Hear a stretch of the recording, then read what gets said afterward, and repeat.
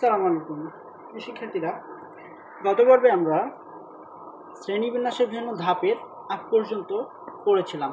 তো আজকে শ্রেণীবিন্যাসের বিভিন্ন ধাপ থেকে শুরু হবে ইনশাআল্লাহ আমাদের পড়াশোনা। ঠিক আছে, তো চলো শুরু করা যাক। শ্রেণীবিন্যাসের প্রতিটি ধাপে তার আগের ধাপের বৈশিষ্ট্যগুলোর সাথে নতুন কিছু বৈশিষ্ট্য যোগ হয়। যত উপরের ধাপ তার অন্তর্ভুক্ত বৈশিষ্ট্যের সংখ্যা তত কম এবং অন্তর্ভুক্ত জীবের সংখ্যা তত বেশি। তো যত উপরের ধাপ হবে তার বৈশিষ্ট্য কম হবে, কিন্তু কি হবে, জীবের সংখ্যা তত বেশি হবে। আচ্ছা, আবার যত নিচের ধাপ তার অন্তর্ভুক্ত বৈশিষ্ট্যের সংখ্যা তত বেশি এবং অন্তর্ভুক্ত জীবের সংখ্যা তত কম। একটি জীবকে, আচ্ছা দেখো, এই বিষয়টা তোমাদের হয়তো একটু খটকা লাগতে পারে, তো আমি বিষয়টা ক্লিয়ার করি। দেখো, তোমার মনে করো এটা একটা মেজর ধাপ, এটাকে আমি তিনটা ধাপে ভাগ করলাম। ঠিক আছে, তিনটা ধাপে ভাগ করলাম। আবার এই তিনটার এটাকে আমি আবার সাপোজ দুইটা ধাপে ভাগ করলাম। ঠিক আছে, দেখো এটা তো মেন, এটা মেন। তো এই মেনটার যতগুলো যে বৈশিষ্ট্যগুলো হবে, এই সবগুলোরই কিন্তু এই বৈশিষ্ট্যগুলো কমন থাকবে। ঠিক আছে, এইটার এইটার এইটার এইটার এইটার সবগুলোরে এই কমন বৈশিষ্ট্য থাকবে। এছাড়াও যেহেতু এটা সাব ক্লাস করেছি, অর্থাৎ আলাদা আলাদা আবার ক্লাসে ভাগ করেছি, কেন, কিছু অবশ্যই বৈশিষ্ট্যের উপর ভাগ করেছি। মানে কি, এটার এক্সট্রা কিছু বৈশিষ্ট্য থাকবে, এগুলো বৈশিষ্ট্য থাকবেই, পাশাপাশি এক্সট্রা কিছু বৈশিষ্ট্য থাকবে এটা। আবার এটার আলাদা কিছু বৈশিষ্ট্য থাকবে, এটার আলাদা কিছু থাকবে। আবার এই দুইটার ক্ষেত্রে এইটার যে বৈশিষ্ট্য এগুলো থাকবে, আবার এইটার যে বৈশিষ্ট্যগুলো থাকবে, পাশাপাশি এই দুটোর ভিতরে আলাদা আলাদা কিছু বৈশিষ্ট্য থাকবে। এই কারণে তাদেরকে আলাদা করে ভাগ করা হয়েছে। এভাবে দেখো, যত উপরের ধাপ তত কী হয়, এর বৈশিষ্ট্য সংখ্যা কমে, এবং বৈশিষ্ট্য কমলেও কী হবে, এর জীব সংখ্যা কিন্তু বাড়বে। কেননা এইটার এইটার এইটার বা এইটার এইটার এই সবগুলারে যত জীব রয়েছে সবগুলো জীবই তো এই বড়টার অন্তর্ভুক্ত। কাজেই উপরের ধাপগুলো কী হয়, বৈশিষ্ট্য সংখ্যা কম কিন্তু প্রাণীর সংখ্যা বেশি। আর নিচের ধাপগুলোর ক্ষেত্রে কী হয়, এদের বৈশিষ্ট্য সংখ্যা বেশি, সরি, এদের বৈশিষ্ট্য, হ্যাঁ বৈশিষ্ট্য বেশি কিন্তু প্রাণীর সংখ্যা কম।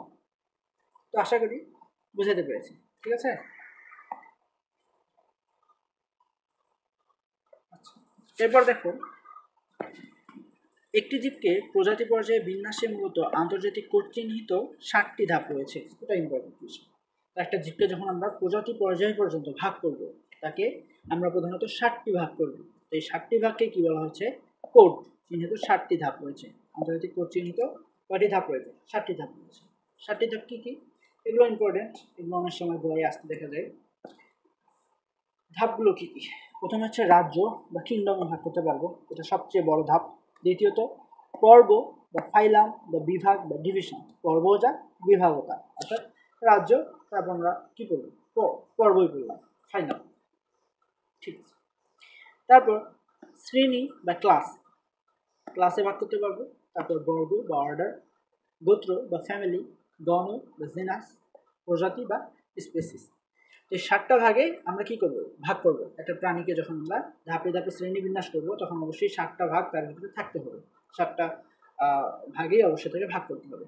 এখন এগুলো অনেক সময় ধারাবাহিকভাবে লিখতে বলে বা অনেক সময় গয়ে লেখার প্রয়োজন হয়। তো তখন আমরা ধাপগুলো কীভাবে মনে রাখতে পারি, তো আমি একটা ছন্দ দিয়েছি, দেখো এইভাবে তোমরা মনে রাখতে পারো আশা করি। তো এর চেয়ে যদি ভালো ছন্দ কারো থাকে অবশ্যই সেটাই ইউজ করবেন, ওটাই আমি প্রেফার করি। ঠিক আছে, দেখো আমি কিভাবে বিষয়টাকে বুঝি বা কীভাবে তোমাদের বোঝানোর ট্রাই করতেছি। দেখো, যদি তোমাদের ভালো লাগে তোমরা এই ছন্দটা ইউজ করতে পারো। এটা হচ্ছে কানার পিসি ওর ফ্রেন্ড জিন্নার কাছে। তো কানা একটা লোক, সে কানা, তার একটা পিসি আছে, পিসিটা কার কাছে, ওর যে ফ্রেন্ড নাম হচ্ছে জিন্না, তার কাছে। এটা মানে কি, এটা মানে বোঝাচ্ছি কানা, কানাতে হচ্ছে কিংডম, কানাতে কি কিংডম রাজ্য। পিসি, পিসিতে হচ্ছে ফাইলাম, পিসিতে হচ্ছে ফাইলাম, পিতে ফাইলাম, সিতে হচ্ছে শ্রেণী ক্লাস, পিতে ফাইলাম, সিতে ক্লাস। ইংরেজি নামগুলো দিয়ে মনে রাখতেছি। ঠিক আছে, কানার কিংডম, পিতে হচ্ছে পিসির, পিতে ফাইলাম, সিতে ক্লাস শ্রেণী, ওরতে অর্ডার, অর্ডারতে কি বর্গ, অর্ডারতে বর্গ, ফ্রেন্ড, ফ্রেন্ডতে ফ্যামিলি, ফ্রেন্ডতে ফ্যামিলি, গোত্র জিন্না, জিন্না মানে হচ্ছে জেনাস, জেনাস গণ, জিন্না কাছে, কাছে এই যে সে আছে সেটা হচ্ছে স্পিসিস, স্পিসিস মানে কি প্রজাতি। তো আশা করি এভাবে তোমরা মনে রাখতে পারবে। কানার পিসি, ওর ফ্রেন্ড, জিন্নার কাছে। কানারতে কিংডম, ইতে ফাইলাম, সিতে ক্লাস, ওরতে অর্ডার, তারপর ফ্রেন্ডতে হচ্ছে ফ্যামিলি, জিন্নাতে হচ্ছে জেনাস, সেতে হচ্ছে কাছে, সেতে হচ্ছে কি, সেতে হচ্ছে স্পিসিস। তো এইভাবে তোমরা এই 7টা ধাপ মনে রাখতে পারো। এখন দেখো বলছে উপরের ধাপ যেন বড় একটা সেট আর তার নিচের ধাপগুলো হলো তার উপসেট। আমি যেভাবে চিত্র আর্ট করে দেখালাম যে একটা ধাপ, তাকে আবার 2-3টা ধাপে ভাগ করা হয়েছে। আর প্রতিটা সাব ক্লাস বা যে ধাপ উপধাপগুলো আছে ওগুলোকে আবার আলাদা আলাদাভাবে ভাগ করা হতে পারে। ঠিক আছে, তো এইভাবে রাজ্যের উপসেট হলো পর্ব, পর্বের উপসেট শ্রেণী, শ্রেণীর উপসেট বর্গ। শ্রেণীবিন্যাসের পদ্ধতিকে বলে নেস্টেড হায়ারার্কি। এটা গুরুত্বপূর্ণ। এটা একটা যদি ধাপ হয়, এর একটা উপধাপ হচ্ছে এটা, এটা, এর একটা আবার উপধাপ এটা, এর উপধাপ এটা, এভাবে যে পরস্পর মানে ধাপে ধাপে একটা শ্রেণীবিন্যাস করা হয়েছে।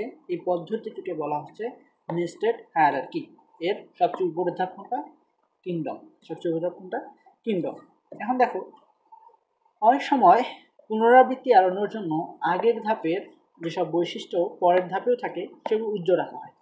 আগের ধাপে যদি কোনো একটা বৈশিষ্ট্য থাকে এবং সে বৈশিষ্ট্য যদি পরের ধাপেও পরিলক্ষিত হয় তাহলে কি হয়? পরের ধাপে ওই বৈশিষ্ট্যটা উজ্জ্বল রাখা হয়। ঠিক আছে, সেভাবে লিখলে মানুষের, মানুষ মানে কি? Homo sapiens. মানুষের বৈজ্ঞানিক নাম কি? Homo sapiens. গুরুত্বপূর্ণ। এটা বেশিরভাগ সময় কয় আসছে দেখা যায়। মানুষের বৈজ্ঞানিক নাম কি? Homo sapiens. বানানটা দেবো ভালো করে, বানান। এবং এটা লেখার পদ্ধতি আমরা পরবর্তীতে আলোচনা করব, এটা কীভাবে লিখতে হয়। তারপরে তোমরা বানানটা মনে রাখবে, গুরুত্বপূর্ণ। মানুষের বা হোমো সেপিয়েন্সের শ্রেণীবিন্যাস হবে এরকম। কীরকম হবে দেখো, প্রথমে হচ্ছে রাজ্য বা কিংডম। প্রথমে আমরা কি জানলাম? কানার পিসি, ওর ফ্রেন্ড, জিন্নার কাছে। কানাটা হচ্ছে কিংডম, কিংডম মানে রাজ্য। রাজ্যের কি এটা? অ্যানিমেলিয়া। রাজ্য কি? অ্যানিমেলিয়া। আমরা হচ্ছে 5 কিংডমের সবার শেষের যে কিংডমটা জানলাম সেটা হচ্ছে কি? অ্যানিমেলিয়া। সেটা হচ্ছে আমাদের মানে এই মানুষ বা হোমো সেপিয়েন্সের রাজ্য। কেন অ্যানিমেলিয়া, কেন একে বলা হলো বা অ্যানিমেলিয়ার অন্তর্ভুক্ত কেন করা হলো? এটার কারণগুলো দেখো বলছে সুকেন্দ্রিক কোষ বিশিষ্ট। সুকেন্দ্রিক মানে কি? যে কোষটা হচ্ছে সুগঠিত, যেভাবে আমরা বললাম সুগঠিত কোষ মানে কি? এর নিউক্লিয়াসটা সুগঠিত হবে এবং এর কোষে যে অঙ্গাণুগুলো উপস্থিত থাকার কথা সে অঙ্গাণুগুলো অবশ্যই কি থাকবে? উপস্থিত থাকবে। বহুকোষী, অবশ্যই মানুষ বহুকোষী, তোমরা জানো। এবার পরভোজী। কেন পরভোজী? আমরা বিগতভাবে আলোচনা করেছি। জটিল টিস্যুতন্ত্র আছে। কি আছে? জটিল টিস্যুতন্ত্র। এগুলো আমরা অ্যানিমেল রাজ্যের যে বৈশিষ্ট্যগুলো গত পর্বে শিখেছি সেগুলোতে কিন্তু দেয়া ছিল এগুলো। এই কারণে মানুষ কি? অ্যানিমেলের অন্তর্ভুক্ত। তারপর ফাইলাম, কর্ডাটা। কর্ডাটা কেন? কারণ জীবনের কোনো এক পর্যায়ে নটোকর্ড থাকে। নটোকর্ড কি? আমাদের পিছনের অর্থাৎ পিঠের দিকে যে মেরুদণ্ড আছে, মেরুদণ্ডটা আগে কিন্তু মেরুদণ্ড থাকে না। এটা একটা গঠন, যে গঠন হিসাবে থাকে সেটাকে বলা হচ্ছে নটোকর্ড। সেটা তোমরা পরবর্তীতে যখন কি মানব জীবনের যে ধারাবাহিকতা বা মানব প্রজনন যে চ্যাপ্টারগুলো আছে ওগুলো যখন পড়বা তখন তোমরা জানো নটোকর্ডটা কি, বিস্তারিত এখানে আলোচনা করা হয়েছে। এখন শুধু এটা জানো যে জীবনে কোনো এক পর্যায়ে কী থাকে? নটোকর্ড থাকে। এই নটোকর্ডটাই পরবর্তীতে মেরুদণ্ডে এবং আমাদের যে মস্তিষ্ক স্নায়ুবন্ধ, এই দুটোতে প্রধানত কী হয়? এই দুটাতে বিস্তৃতি লাভ করে। এই নটোকর্ড থাকার কারণে এদেরকে বলা হচ্ছে কর্ডাটা। এদের ফাইলামটা কি? কর্ডাটা। তৃতীয়ত ক্লাস বা শ্রেণী। ক্লাস কি? ম্যামেলিয়া। ম্যামেলিয়া কেন? কেননা এদের যে মাতৃ প্রাণীগুলো রয়েছে তারা বাচ্চাকে কী হয়? বুকের দুধ খাওয়ায় এবং লোমবা চুল থাকে, ম্যামেলারি গ্ল্যান্ড থাকে, স্তম্ভগুলো থাকে এবং এরা কী করে? এদের লোমবা চুল থাকে। এই জন্য এদেরকে কোন ক্লাসে ভাগ করা হয় বা শ্রেণীতে? ম্যামেলিয়া। এরপর অর্ডারে বলা হচ্ছে কি? প্রাইমেট বর্গ। কোন বর্গের প্রাণী? প্রাইমেট। কেন? আঁকড়ে ধরার উপযোগী হাত রয়েছে। তুমি একটা কোনো জিনিস সোজা আঁকড়ে ধরতে পারো, হাত দিয়ে সেটাকে ধরতে পারো। এই ধরার যে বিষয়টা, এটার জন্য একে কী করা হয়েছে? বর্গ হচ্ছে প্রাইমেট, অর্থাৎ প্রাইমেটে অন্তর্ভুক্ত করা হয়েছে। এবং ঘ্রাণ অপেক্ষা দৃষ্টিশক্তি বেশি উন্নত। মানুষের স্বাভাবিকতই দেখো তোমার দৃষ্টিশক্তি কত দূর পর্যন্ত যায়? এখান থেকে ধরো সাপোজ এখান থেকে 200 বা 300 মিটার পর্যন্ত তুমি দেখতে পারো। তো 200 বা 300 মিটারের ওইখানে যদি সামান্য একটু ঘ্রাণ বা ঘ্রাণের কোনো বিষয় থাকে, কোনো বস্তু থাকে, সেটাকে তোমার নাকি পৌঁছাবে? না, পৌঁছাবে না স্বাভাবিক। তাহলে যে ঘ্রাণ অপেক্ষা দৃষ্টিশক্তি বেশি উন্নত, এই জন্য এতে বর্গ কোন বর্গে রাখা হয়েছে? প্রাইমেটে। আবার গোত্র বা ফ্যামিলি, হোমিনিডিয়া। দেখো এখানে একটা গুরুত্বপূর্ণ বিষয়, আমি আমার বড় ভাই থেকে শিখেছিলাম, ফ্যামিলি যে নামগুলো শেষে এই এই থাকবে, এই এই অধিকাংশ ক্ষেত্রে এটার পসিবিলিটি আছে এটা হচ্ছে ফ্যামিলি হবে, কোনো একটা প্রাণীর শ্রেণীবিন্যাসে ফ্যামিলি বা গোত্র হবে এই থাকলে শেষে, ঠিক আছে। অধিকাংশ সময় হয়, দু একটা ব্যতিক্রম রয়েছে, ব্যতিক্রম কখন কি এক্সাম্পল হয় না আমরা জানি। তো এক্ষেত্রে কি হোমিনিডিয়া এটা হচ্ছে কি গোত্র। কেন? শিম্পাঞ্জি, গরিলা, ওরাংওটাং প্রভৃতির সাথে সাদৃশ্য রয়েছে।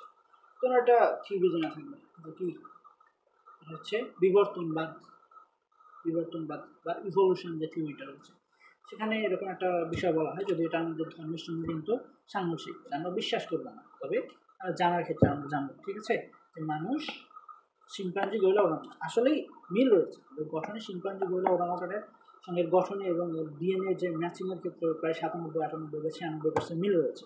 তো তার মানে এই নয় যে আমাদের পূর্বপুরুষ বা আমরা হচ্ছে শিম্পাঞ্জি, গরিলা বা হচ্ছে বানর থেকে এসেছি, ঠিক আছে, বানর থেকে আমরা মানুষ থেকে এসেছি, তাদের সঙ্গে আমাদের অনেকটা মিল রয়েছে। এই কারণে এটাকে বলা হচ্ছে গোত্র হিসাবে কি হোমিনিডিয়া, ঠিক আছে। গণ বা জেনাস হোমো, কেন? কারণ দেহের অনুপাতে মস্তিষ্ক সবচেয়ে বড়, দেহের অনুপাতে মস্তিষ্ক সবচেয়ে বড় এবং খারাপ হয়ে দুই পায়ে দাঁড়াতে পারে। দেহের অনুপাতে মস্তিষ্ক সবচেয়ে বড়, এটা কেমন লাগছে? মস্তিষ্ক যত বড়, আসলে সত্যি কিন্তু দেহের যদি আনুপাতিক একটা, এটা কি একটা রেশিও বলে, গোল্ডেন রেশিও সম্ভবত এরকম একটা বিষয় রয়েছে। তো ওইটার অনুপাত করলে কি হয়, তোমার মস্তিষ্কটা দেখা যাবে তোমার মস্তিষ্কটাই বড়, এবং এরা কি করে খারাপভাবে দুই পায়ে দাঁড়াতে পারে, স্ট্রেটলি উঁচু হয়ে দুই পায়ে খারাপভাবে দাঁড়াতে পারে, এর মনে হচ্ছে হোমো। এবং প্রজাতি বা স্পিসিসের ক্ষেত্রে বলা হয়েছে হোমো সেপিয়েন্স, কারণ চওড়া, খাড়া কপাল এবং খুলির হাড় হোমোগণের অন্য প্রজাতির তুলনায় পাতলা এবং বুদ্ধিভিত্তিকভাবে উন্নত। দেখো প্রথমে কি বলছে, চওড়া এবং খাড়া কপাল। সাধারণত আমাদের কপালগুলো কেমন চওড়া, খাড়া কপাল হয় না, আমাদের কপালটা একটু প্রশস্ত না, অন্যান্য প্রাণীগুলো কিন্তু দেখবা, ছাগলের বা গরুর কি দেখতে পারো, বা এই যে এদের কথাই যদি বলো, এই যে শিম্পাঞ্জি, গরিলা, ওরাংওটাং, এদেরও কিন্তু আমাদের মতো অত চওড়া বা খাড়া কপাল না। এবং বলছে খুলির হাড় হোমো গণের, এই হোমো গণের অন্যান্য প্রজাতির তুলনায় পাতলা, আমাদের খুলির হাড় রয়েছে, করটিকার যে অস্থিগুলো রয়েছে, এগুলো অন্যান্য প্রজাতির তুলনায় কি হয়, পাতলা হয় এবং বুদ্ধিবৃত্তি উন্নত। আমরা অবশ্যই একটা শিম্পাঞ্জি বা গরিলা, বানর থেকে অবশ্যই আমরা উন্নত, এটা কিন্তু আমরা মানুষ উন্নত, সবচেয়ে উন্নত প্রাণী জগতের ভিতরে, ঠিক আছে না। তো এই ছিল আমাদের মানুষের শ্রেণীবিন্যাস। এটাও কিন্তু গুরুত্বপূর্ণ, এটাও কি গয়ে বা ভয়ে আসে, প্রায় আসতে দেখা যায়, মানুষের শ্রেণীবিন্যাস করো, প্রায় উদ্দীপক দিয়ে উদ্দীপক সে মিল রেখে এরকমটা ক্লু দিয়ে বললো যে ওই শ্রেণী প্রাণীদের কী করো, শ্রেণীবিন্যাস করো, ঠিক আছে।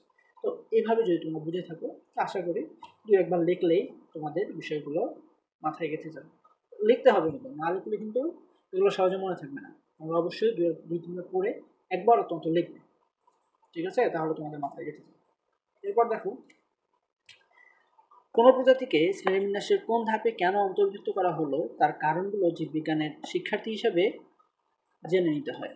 কারণ কোনো একটা প্রজাতির শ্রেণীবিন্যাস লেখার সবচেয়ে প্রচলিত রীতি এটাই, এখানে আলাদা করে কারণগুলো লেখা হয় না, স্বাভাবিক কথা বলবো, আমরা বলবো ওগুলো অতটাও গুরুত্বপূর্ণ না। তারপর দ্বিপদ নামকরণ পদ্ধতি।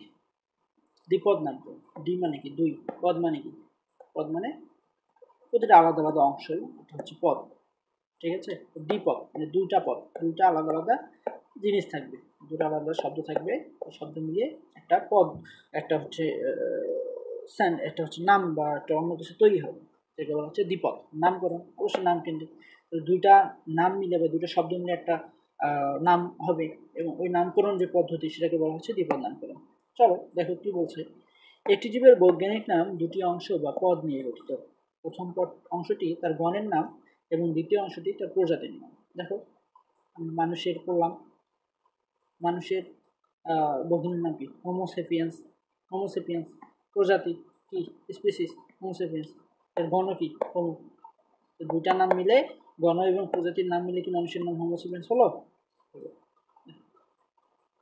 এটাই বলছে দুইটা নাম মিলে একটা কি, দুইটা শব্দ মিলে একটা নাম গড়তে হবে, যে নামের দুটো অংশ থাকবে, এটা হচ্ছে তার গণের নাম আর এটা হচ্ছে প্রজাতির নাম। যেমন দেখো বলছে গোল আলুর বৈজ্ঞানিক নাম হচ্ছে সোলানাম টিউবারোসাম। সোলানাম টিউবারোসাম গুরুত্বপূর্ণ, এটা অনেক সময় কয়ের জন্য আসে। গোল আলুর বৈজ্ঞানিক নাম কি? সোলানাম টিউবারোসাম। অবশ্যই বানানটা ভালো করে লক্ষ্য করবে। তারপর এখানে সোলানাম হচ্ছে গণ, টিউবারোসাম হলো প্রজাতি। এরূপ দুটি পদ নিয়ে গঠিত নামকে দ্বিপদ নামকরণ। দ্বিপদ নামকরণের প্রক্রিয়াকে বা পদ্ধতিটাকে বলা হয় দ্বিপদ নামকরণ বা বায়োমিনাল নোমেনক্লাচার। বায়োমিনাল নোমেনক্লাচার বা দ্বিপদ নামকরণ। এরপর দ্বিপদ নামকরণ পদ্ধতির লক্ষ্য একটাই, তা হচ্ছে এই বৈচিত্র্যময় জীবজগতের প্রতিটি জীবকে আলাদা নামে সঠিকভাবে জানা। দ্বিপদ নামকরণের উদ্দেশ্য বা লক্ষ্য কি? এই বৈচিত্র্যময় এই পৃথিবীতে এত যে প্রাণ রয়েছে সেগুলোকে কি করা? আলাদা নামে সঠিকভাবে জানা। ঠিক আছে। আন্তর্জাতিকভাবে কিছু সুনির্দিষ্ট নিয়ম নীতি মেনে জীবের ভৌগোলিক নাম নির্ধারণ করা হয়। উদ্ভিদের নাম international code of botanical nomenclature ICBN কর্তৃক এবং প্রাণীর নাম international code of zoological nomenclature ICJN কর্তৃক স্বীকৃত নিয়ম অনুসারে হতে হয়। তবে উদ্ভিদের নামের ক্ষেত্রে কোন কোড অনুসরণ করা হয়? International code of botanical nomenclature ICBN এবং প্রাণীর নামের ক্ষেত্রে জুলজিক্যাল নোমেনক্লাচার ICJN। এটা গুরুত্বপূর্ণ, অনেক সময় কয়েও আসে, কয়ে অনেক সময় দেয় উদ্ভিদের নাম কোন কোড অনুযায়ী হচ্ছে লেখা হয়। ঠিক আছে, ইন্টারন্যাশনাল কোড অফ বোটানিক্যাল নোমেনক্লাচার। 1753 সালে সুইডিশ বিজ্ঞানী ক্যারোলাস লিনিয়াস স্পেসিস প্লান্টারাম বইটি রচনা করেন। স্পেসিস প্লান্টারাম বইটির লেখককে ক্যারোলাস লিনিয়াস। এই বইটি উদ্ভিদ বিজ্ঞানের এক গুরুত্বপূর্ণ অধ্যায়ের সূচনা করে, কারণ এর প্রকাশনার মাধ্যমে তিনি দ্বিপদ নামকরণ পদ্ধতির প্রবর্তন করেন এবং গণ প্রজাতির সংজ্ঞা দেন। দ্বিপদ নামকরণ পদ্ধতি প্রবর্তন করে কে? Carolus Linnaeus. কোন বইয়ে? স্পেসিস প্লান্টারাম। ক্যারোলাস লিনিয়াস স্পেসিস প্লান্টারাম বইয়ে দ্বিপদ নামকরণ পদ্ধতি প্রবর্তন করে এবং এর গণ প্রজাতির সংজ্ঞা দেন। তিনি প্রথম ওই গ্রন্থে জীবের শ্রেণী, বর্গ, গণ এবং প্রজাতির ধাপগুলো ব্যবহার করেন। লিনিয়াসের এই দ্বিপদ নামকরণ পদ্ধতি নিঃসন্দেহে একটি চমৎকার উদ্ভাবন। এই নিয়ম অনুযায়ী প্রতিটি জীবের নামকরণের পদ্ধতির বৈশিষ্ট্য রয়েছে, বৈশিষ্ট্যগুলো এখন আমরা ধীরে ধীরে জানব। প্রথম হচ্ছে নামকরণ ল্যাটিন ভাষায় কিংবা ল্যাটিন ভাষার মতো করে উপস্থাপন করতে হবে। অবশ্যই নামকরণ যে ওয়ার্ডটা দিয়ে আমরা নামকরণ করবো সেটা অবশ্যই ল্যাটিন ভাষায় হতে হবে, বা যদি ল্যাটিন ভাষা না হয় ল্যাটিন ভাষার মতো করেই উপস্থাপন করতে হবে। যেমন বাংলাদেশের ক্ষেত্রে দেখো, তরুণ প্রাণী বিজ্ঞানী সাজিদ আলী হাওলাদার সম্প্রতি নতুন প্রজাতির এক ব্যাঙ আবিষ্কার করেছে। সে কি করেছে? একটা ব্যাঙ আবিষ্কার করেছে যা কেবল ঢাকায় পাওয়া যায়। যে ব্যাঙটা ঢাকায় পাওয়া যায়, এ কারণে তিনি কি নাম করেছে দেখো, জাকেরানা ঢাকা। ঢাকা এটা অবশ্যই কোনো ল্যাটিন শব্দ না বাংলায়, কিন্তু এর এমনভাবে উপস্থাপন করতে হবে যেন ল্যাটিন ভাষার মতো করেই হয়। জাকেরানা ঢাকা। জাকেরানা এটা হচ্ছে এর হোমো গণের নাম, ঢাকা স্পেসিস হচ্ছে প্রজাতির নাম। জাকেরানা ঢাকা হচ্ছে হোমোসেপিয়েন্স।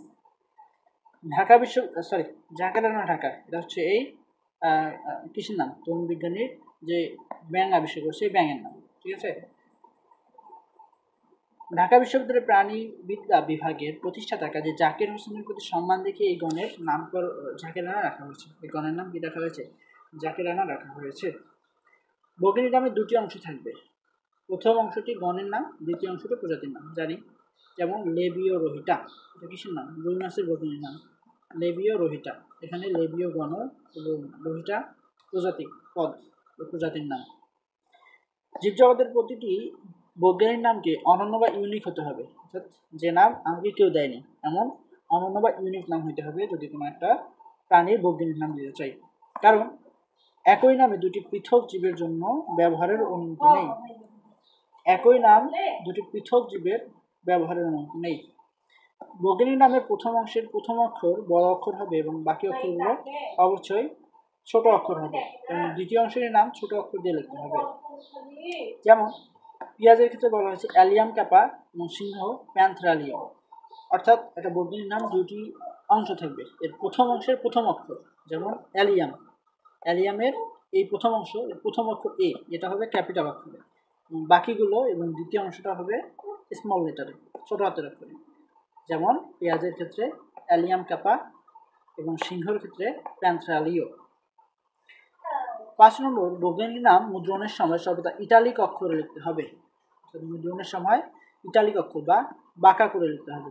অরাইজা স্যাটিভা ধানের বৈজ্ঞানিক নাম, কাতল মাছ ক্যাটলা ক্যাটলা। সর্বদা কি করতে হবে, ইটালিক অক্ষর যদি মুদ্রণ করা হয় তাহলে ইটালিক অক্ষর বা একটু বাঁকা অক্ষরে লিখতে হবে। হাতের লেখার সময় গণ ও প্রজাতির নামের নিচে আলাদা আলাদা দাগ দিতে হবে, আলাদা আলাদা দাগ দিতে হবে। হাতে লেখার সময় গণ ও প্রজাতির নামের নিচে আলাদা আলাদা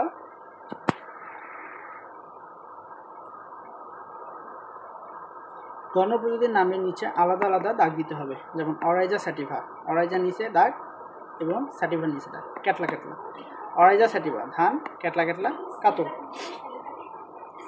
তারপর যদি কয়েকজন বিজ্ঞানী একই জীবকে বিভিন্ন নামকরণ করেন তবে অগ্রাধিকার আইন অনুসারে প্রথম বিজ্ঞানী কর্তৃক প্রদত্ত নামটি গৃহীত হবে। অর্থাৎ যদি একই সময় কয়েকজন বিজ্ঞানী একটা নাম দেয়, একটা জীবের বিভিন্ন নাম দেয়, তখন যিনি সবার আগে নাম দিবে তার নামটাই গৃহীত হবে, অন্যান্য নামগুলো নেওয়া যাবে না। যিনি প্রথম কোনো জীবের বিজ্ঞানসম্মত নাম দিবেন তার নামের প্রকাশের সাল সহ উক্ত জীবের বৈজ্ঞানিক নামের শেষে সংক্ষেপে সংযোজন করতে হবে।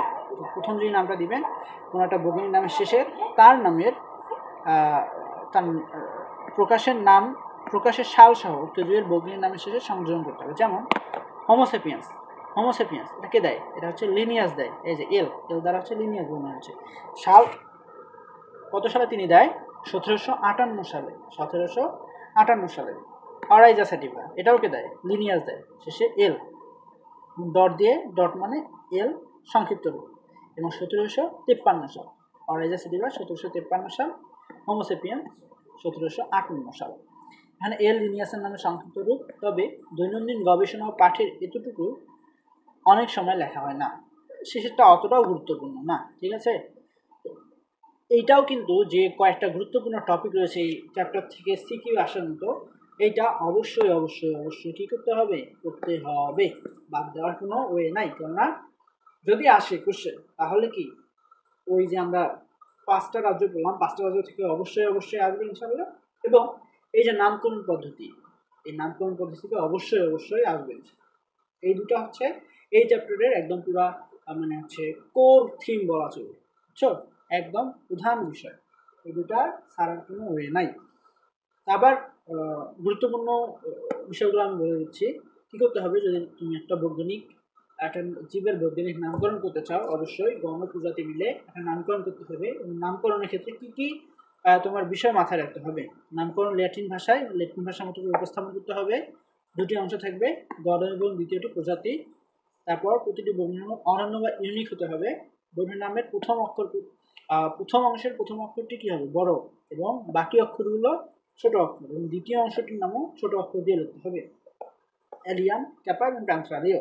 মুদ্রণের সময় কী করতে হবে, অবশ্যই ইটালিক অক্ষরে লিখতে হবে। যদি ছাপাও পেজে বা বইয়ে, তখন কী করতে হবে, একটু বাঁকা করে লিখতে হবে। আর যখন তুমি হাতে লিখবা তখন তো আর মানে ছাপার কোনো সুযোগ নেই, তখন কী করতে হবে, তখন সোজা করেই লিখবা, কিন্তু শেষে কী দিতে হবে, নিচে অবশ্যই এই যে আলাদা আলাদা আন্ডারলাইন করতে হবে। এটা গুরুত্বপূর্ণ। যদি তোমার একটা বৈজ্ঞানিক নাম লিখতে বলে কিন্তু তোমার এই বিষয়গুলো সেখানে উল্লেখ মানে বিষয়গুলো উপস্থিত না থাকে, তাহলে কিন্তু স্যার ম্যাম তোমাদের অবশ্যই মার্ক কাটবে, ঠিক আছে। এগুলো হচ্ছে সবচেয়ে গুরুত্বপূর্ণ যে বৈশিষ্ট্যগুলো। এগুলো যখন গয়ে বা ঘয়ে আসবে তখন কী করবে, এবারে পয়েন্ট করে 6টা থেকে 7টা দিয়ে দিব। 6টা থেকে 7টা দিলে আশা করি, যদি গয়ে আসে তাহলে 5টা থেকে 6টা দিবা, আর যদি ঘয়ে আসে তখন চেষ্টা করবা 7টা থেকে 8টার মতো দেওয়ার। বানানো যাবে, কিন্তু এখানে বেশ কয়েকটা দেওয়া আছে, এভাবে তোমরা আলাদা আলাদা বানিয়ে দিবে। এবং চেষ্টা করবা প্রতিটা বৈশিষ্ট্য দেওয়ার পাশাপাশি অত্যন্ত একটা করে কি দেওয়ার, এমন উদাহরণ দেওয়া, ঠিক আছে। দিলা 2-3টা নাম মুখস্থ করে 2-3 জায়গায় বারবার লিখে দিলাম বিভিন্ন পয়েন্টে, ঠিক আছে। দেখো এরপর গুরুত্বপূর্ণ কিছু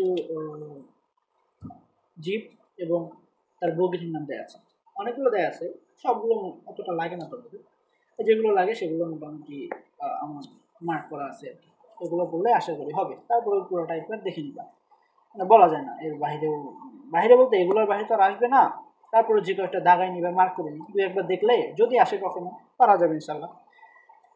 কি বলছো তুমি, ধান, অরাইজা স্যাটিভা, ধানের হচ্ছে কি ইভোক্লিনা মরাইজা স্যাটিভা। পাট কর্চোরাস ক্যাপসুলারিস, কর্চোরাস ক্যাপসুলারিস।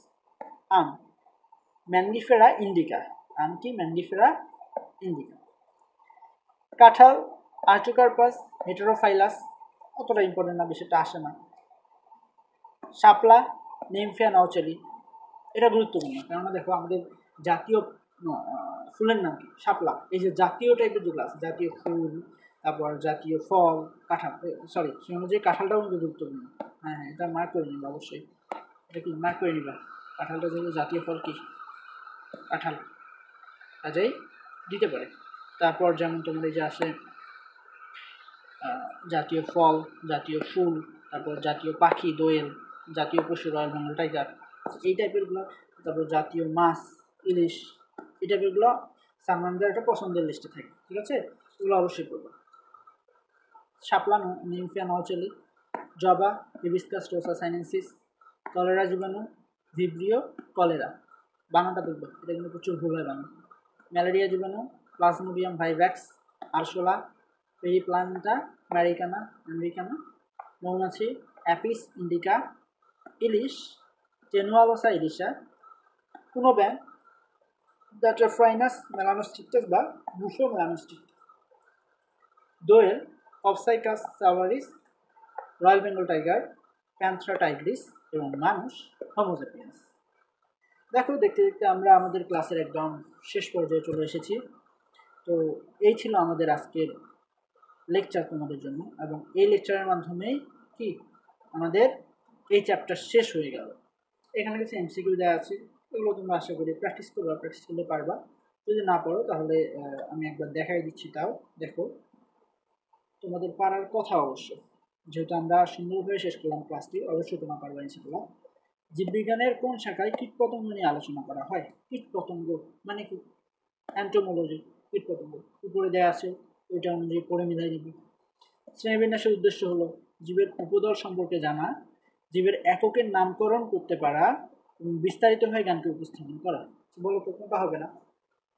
দেখো আমরা শ্রেণীবিন্যাসের উদ্দেশ্যের ক্ষেত্রে একটা জেনেছি, এই বিস্তারিত জ্ঞানকে সংক্ষিপ্তভাবে উপস্থাপন করা। আমরা যে জ্ঞান আহরণ করলাম সেটাকে কি করা? সংক্ষিপ্তভাবে উপস্থাপন করা। বিস্তারিতভাবে কি হবে না, তার মানে কি 3 হবে না। জীবের উপদল সম্পর্কে জানা, প্রথম 1 নম্বর পয়েন্টই ছিল দল এবং উপদল সম্পর্কে জানা, ঠিক আছে।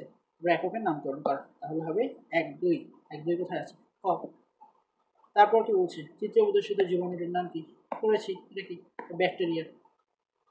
তারপর উদয় প্রদর্শিত জীবটির বৈশিষ্ট্য হল চলনে সক্ষম, খাদ্য তৈরিতে অক্ষম, তাদের নিউক্লিয়াস সুগঠিত। বড় দেখি কোনটা হবে না?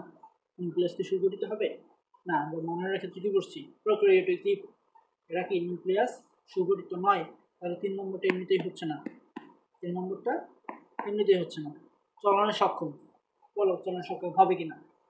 অবশ্যই হবে। কেন হবে? একটা বিষয় মনে রাখবা, যদি কারো দেখো ফ্লাজেলা বা এই টাইপের কোনো কি আছে, এই টাইপের ফ্লাজেলা আছে, এটা ব্যাকটেরিয়া কিন্তু এটাকে ফ্লাজেলা বলে, সরু সুতার মতো এরকম একটা গঠন। ফ্লাজেলা যদি থাকে কোনো প্রাণীর, অবশ্যই সে কী করবে? চলনে সক্ষম হবে, অক্ষম হবে। ফ্লাজেলা নরনের মাধ্যমে সে চলাচল করতে পারবে, এবং এরা খাদ্য তৈরিতে অক্ষম। অবশ্যই অক্ষম। কেন অক্ষম? মানে এদের কোনো প্লাস্টিক নাই, প্লাস্টিকই তো খাদ্য তৈরির প্রধান কাজটি করে। প্লাস্টিক যদি না থাকে তাহলে কি খাদ্য তৈরি করতে পারবে না। তাহলে কী হবে? 1 ঠিক, 2 ঠিক, এবং 3 নিউক্লিয়াস সুগঠিত নয়। 1 2 1 2 কই 1 2। তো এই তো ছিল এমসিকিউ যে কয়টা ছিল। ঠিক আছে বন্ধুরা, আজকে তাহলে আমরা আমাদের তৃতীয় লেকচারের মাধ্যমে এই চ্যাপ্টারটা সম্পূর্ণভাবে শেষ করলাম। তো আশা করি তোমাদের কোথাও সমস্যা হওয়ার কথা না। তারপরেও যদি তোমাদের কোথাও সমস্যা লাগে এবং মনে হয় যে এই বিষয়টা আরও একটু বোঝা দরকার, তাহলে তোমরা অবশ্যই আমাকে ইনফর্ম করবে। কমেন্ট বক্সে অবশ্যই তোমরা কমেন্ট করবে। আশা করি ইনশাল্লাহ আমি তোমাদের কমেন্টের যত দ্রুত সম্ভব উত্তর দেওয়ার চেষ্টা করব। ঠিক আছে, আজকে এই পর্যন্তই। ভালো থাকো, আল্লাহ তোমাদের ভালো রাখুক, আল্লাহ তোমাদের দীর্ঘায়ু দান করুক। আসসালামু আলাইকুম ওয়া রাহমাতুল্লাহি ওয়া বারাকাতুহু।